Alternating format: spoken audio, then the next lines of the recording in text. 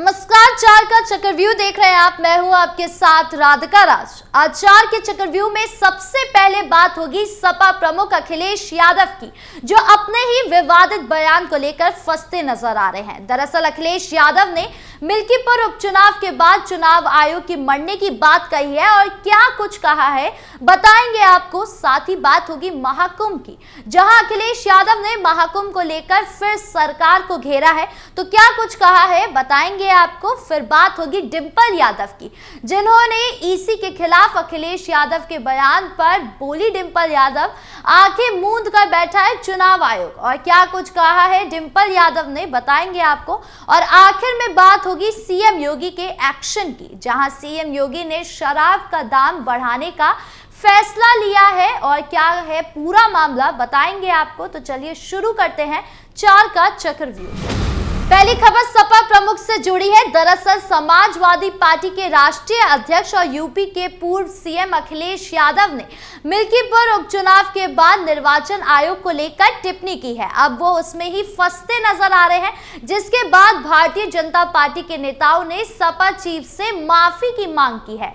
डुमरियागंज सांसद जगदंबिका पाल ने कहा कि जब चुनाव जीते हैं तब वही चुनाव आयोग सही होता है और जब हारने लगते हैं तो सवाल उठने लगते हैं। अखिलेश यादव को अपने बयान पर माफी मांगनी चाहिए।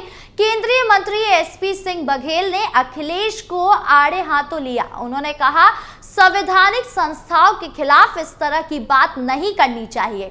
जब चुनाव जीते हैं तब ठीक है। वहीं भाजपा प्रवक्ता राकेश त्रिपाठी ने कहा मिल्कीपुर में हार की हताशा से सपा ने झूठ फैलाया है। अखिलेश यादव प्रोपेगेंडा पॉलिटिक्स के चैंपियन बन गए हैं। झूठे ऑडियो, वीडियो और फोटो के द्वारा हार की हताशा मिटाने का प्रयास कर रहे हैं। परिणाम के बाद ईवीएम पर भी ठिकरा फोड़ेंगे। बता दें कि अखिलेश यादव ने कहा मैं चुनाव आयोग से नाराज नहीं हूं। मिल्कीपुर का चुनाव अलग चुनाव होने जा रहा है, ये मैंने कई बार कहा है। हमारे लोकतंत्र में किस तरह से मतदान होता है मैं उन्हें दिखाना चाहता था। मैं विदेशी मीडिया को भी दिखाना चाहता था। अगर मेरे पास सफेद कपड़ा होता तो मैं चुनाव आयोग पर चढ़ा देता। ठीक है, अमेरिका से हालात के मारे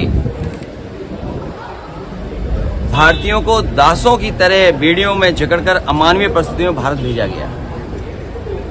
सोचिए आप, क्या सपना दिखाया था कि भारत विश्व गुरु बनने जा रहा है, और जो विश्व गुरु बना रहे थे वो आज सब मौन हैं।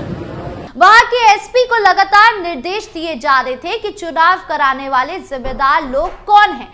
एसएसपी अयोध्या, उसने कार्यकर्ता को न सिर्फ गाली गलौज की बल्कि मारने की भी धमकी दी। पुलिस वाले ने प्रदीप यादव की पिटाई की। जब दबाव पड़ा तो वो छुट्टी पर भाग गए।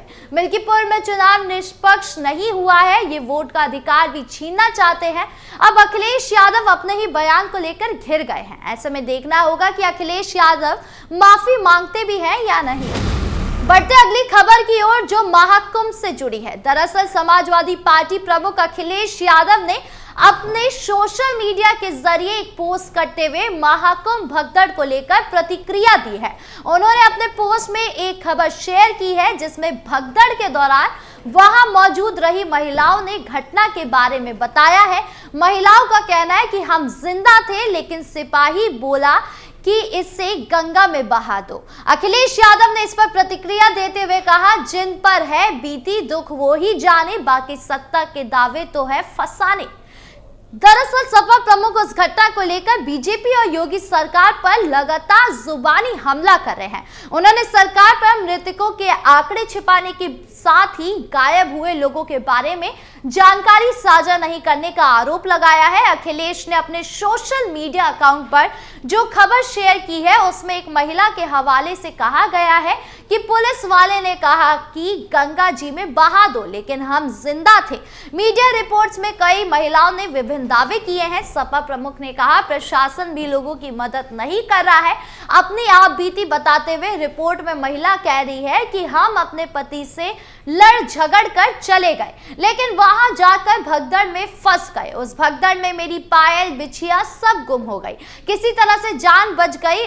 उनका कहना था कि वो अपने 12 साल की बच्ची के सहारे पूरा घर छोड़कर गई थी। हालांकि सीएम योगी आदित्यनाथ ने मंगलवार को अखिलेश यादव पर पलटवार करते हुए कहा, जहां एक और पूरा देश और दुनिया सनातन धर्म के इस सबसे बड़े आयोजन का साक्षी बनकर गौरव की अनुभूति कर रहा है, वहीं दूसरी ओर सनातन धर्म के खिलाफ सुपारी लेकर षड्यंत्र करने वाले तत्वों द्वारा लगातार शरारत पर शरारत करते हुए झूठ व असत्य के नए प्रतिमान गढ़े जा रहे हैं। उन्होंने कहा, देश की संसद में मल्लिकार्जुन खड़गे और अखिलेश यादव का बयान इस ओर सबका ध्यान आकर्षित करता है। ये दोनों वक्तव्य न केवल इनके सनातन धर्म विरोधी चरित्र को उजागर करते हैं, बल्कि इनकी उस गृह दृष्टि की ओर भी सबका ध्यान आकर्षित करता है, जो लगातार इस महाकुंभ के खिलाफ पहले दिन से दुष्प्रचार कर रहे हैं। अब अखिलेश यादव सीएम योगी के बयान पर कैसे पलटवार करते हैं, ये देखने वाली बात है। खबरों में आगे बढ़ते हैं, जहां बात होगी डिंपल यादव की। दरअसल सपा प्रमुख अखिलेश यादव के बयान पर एक और जहां भारतीय जनता पार्टी ने सवाल उठाए और माफी की मांग की, तो वही मैनपुरी से सांसद और अखिलेश की पत्नी डिंपल यादव ने उनका बचाव किया।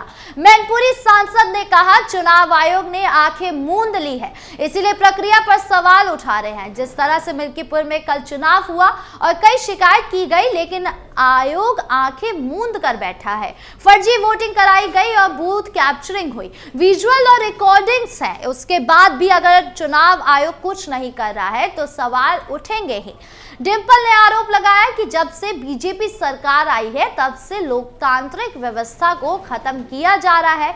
ऐसा ही करना है तो आप चुनाव करा रही क्यों है, खुद ही घोषित कर लीजिए। ये पूछे जाने पर कि लोकसभा में सीटें आई तब सवाल नहीं उठा। डिंपल ने कहा, नहीं, हम बहुत लड़े, जीत का सर्टिफिकेट लेने के लिए हमारे कार्यकर्ताओं को लड़ना पड़ा।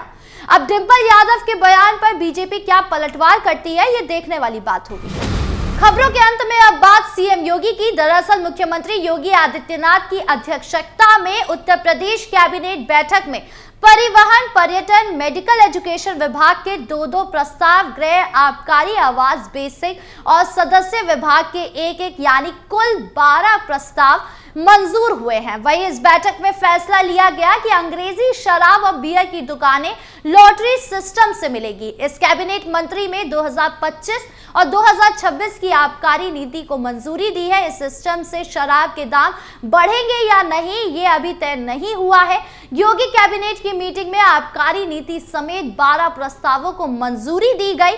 यूपी सरकार ने शराब की बिक्री का राजस्व लक्ष्य करीब 58,000 करोड़ रुपए रखा है। बहुत दिनों से यूपी के शराब व्यापारी की स्थिति में थे कि सरकार आखिर कौन सी नीति ला रही है, क्या करने वाली है, लेकिन आज के फैसले से सरकार ने इस मामले पर छाई धूम साफ कर दी है।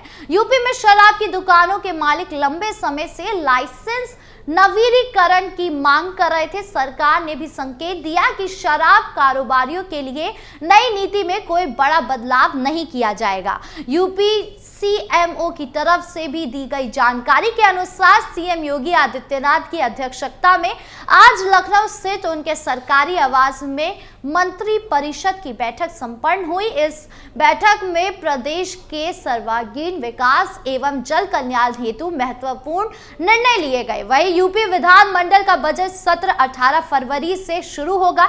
19 फरवरी को यूपी सरकार वित्तीय वर्ष 2025 और 26 का बजट प्रस्ताव विधानमंडल के दोनों सदनों में पेश करेगी। अब ऐसे में देखना होगा कि शराब पर क्या कुछ फैसला आता है और यूपी की जनता इसे कैसे लेती है। 4 के चक्रव्यूह में आज खबरों का सिलसिला यहीं खत्म करते हैं। कल फिर मिलेंगे आपसे नई खबरों के साथ। वीडियो अच्छी लगी हो तो लाइक शेयर करें, चैनल को सब्सक्राइब करना ना भूलें और देश की तमाम बड़ी खबरों से जुड़े रहने के लिए देखिए कैपिटल टीवी उत्तर प्रदेश। नमस्कार।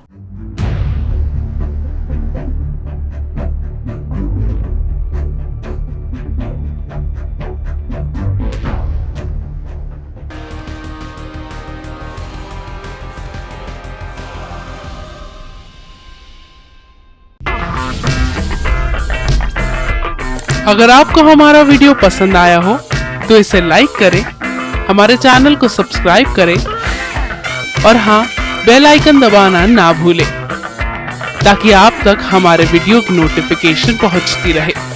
आप अपना सुझाव हमें कमेंट बॉक्स में दे सकते हैं। हमारे साथ जुड़ने के लिए शुक्रिया।